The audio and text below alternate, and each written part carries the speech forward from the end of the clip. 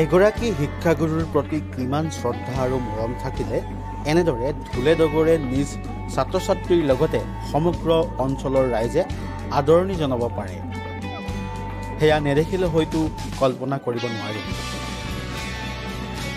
চাবুৱাৰ এগৰাকী আদৰ্শবান শিক্ষাগুৰু গুণীন্দ্ৰ গোহাঁই। চাবুৱাৰ ডংগৰচুক প্ৰাথমিক বিদ্যালয়ৰ প্ৰধান শিক্ষক গুণীন্দ্ৰ গোহাঁইক আদৰণি জনাইছে ছাত্ৰ ছাত্ৰীসকলৰ লগতে অঞ্চলটোৰ সহস্ৰাধিক লোকে। তেজপুৰত অনুষ্ঠিত শিক্ষক দিৱসৰ দিনটোত ৰাজ্যিক কীৰ্তি শিক্ষকৰ বঁটা সন্মান লাভ কৰিবলৈ সক্ষম হ'ল এইগৰাকী স্বনামধন্য শিক্ষাগুৰুৱে। আৰু আজি নিজ বিদ্যালয়খনত প্ৰৱেশ কৰাৰ পিছতেই এক আনন্দমুখৰ উৎসৱমুখৰ পৰিৱেশৰ দৃশ্য এয়া। মই পোনপ্ৰথমে ধন্যবাদ জ্ঞাপন কৰিব বিচাৰিছোঁ অসম চৰকাৰ আৰু শিক্ষা বিভাগক। আচলতে আমাৰ দৰে এটা পিছপৰা অঞ্চলৰ এটা অনুষ্ঠান প্ৰাথমিক বিদ্যালয় এখন, তো এই বিদ্যালয়ৰ যিখিনি কাম কাজ আমি বিদ্যালয় পৰিয়াল হিচাপে আমি সামগ্ৰিকভাৱে কৰি আহিছোঁ, এইখিনি স্বীকৃতি দি তেওঁলোকে যি কৃতিত্ব প্ৰদান কৰিলে, সন্মান প্ৰদান কৰিলে, মই তেওঁলোকলৈ পুনৰবাৰ ধন্যবাদ জ্ঞাপন কৰিছোঁ। আৰু আজি যি পৰিৱেশ, আজি এই পৰিৱেশ সঁচাকৈয়ে মই ভাষাহীন হৈ পৰিছোঁ। গাঁওখনৰ গ্ৰামাঞ্চলৰ আবাল বৃদ্ধ বনিতাৰ পৰা আচলতে এই পৰিৱেশটোৰ কাৰণে অহৰহ আমি প্ৰচেষ্টা কৰি আছিলোঁ যে আমি কেনেকৈ বিদ্যালয় এখনে আচলতে বিদ্যালয় সমাজখন বিদ্যালয়ৰ ওচৰলৈ নাহে, বিদ্যালয় আমি সমাজৰ ওচৰলৈ যাব লাগে।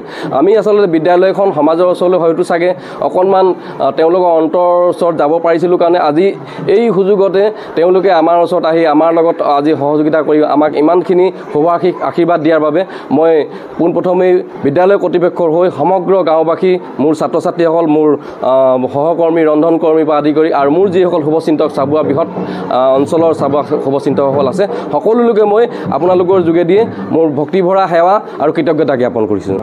দায়িত্ব আগতকৈ বাঢ়িলে।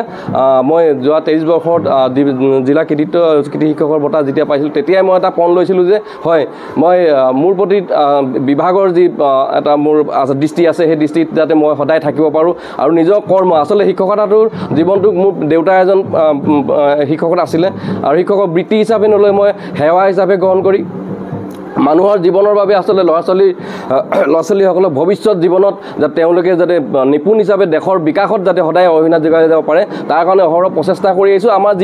আমাৰ আচলতে আমি তেনেকুৱা ব্যক্তি নহয় যে বহুত কিবা কিবি কৰিব পাৰোঁ, মনলৈ অহা কল্পনাবিলাক আমি আচলতে প্ৰক্ৰিয়াৰ মাজেদি যদি কৰি যাব পাৰোঁ, আমাৰ ছাত্ৰ ছাত্ৰীসকলক, আমাৰ পিছপৰা অনুষ্ঠানটোক যাতে, অঞ্চলটোক যাতে আমি সমগ্ৰ ভাৰতবৰ্ষত যাতে ব্যৱসায় তুলিবৰ কাৰণে অহৰহ প্ৰয়াস কৰিছোঁ। আৰু আজি এই কৃতিত্বই, আজি এই সন্মানে মোক আৰু গুৰু দায়িত্ব বহন কৰিছে আৰু মই সমাজৰ লগত অংগাংগীনভাৱে মিলিত হৈ আপোনালোকৰ সহযোগত যাতে বিদ্যালয়খনক এক বিশ্ব দৰবাৰত বা অসমখনৰ এখন উজ্জ্বল নক্ষত্ৰ হিচাপে গঢ়ি তুলিব পাৰোঁ, আপোনালোকৰ সহায় সহযোগিতা কামনা কৰিছোঁ।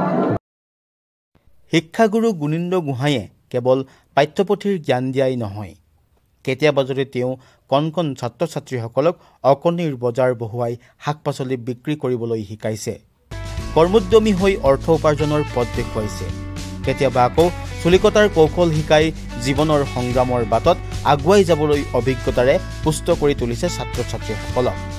ব্যৱহাৰিক জ্ঞানেৰে ছাত্ৰ ছাত্ৰীসকলক ব্যতিক্ৰমী শিক্ষাদান কৰা এইগৰাকী শিক্ষক অঞ্চলটোত এজন চৰ্চিত জনপ্ৰিয় ব্যক্তি হৈ পৰিছে এতিয়া। মুঠতে কেৱল পুথিগত জ্ঞানেই নহয়, কণ্টকাকীৰ্ণ জীৱন বাটত আগুৱাই যাবলৈ সৰুৰে পৰা ব্যৱহাৰিক জ্ঞানেৰে পুষ্ট কৰাৰ নিৰলস প্ৰয়াস অব্যাহত ৰাখিছে এইগৰাকী শিক্ষাগুৰুৱে। ডিব্ৰুগড়ৰ পৰা ৰক্তিম দাসৰ প্ৰতিবেদন, লোকেল 18।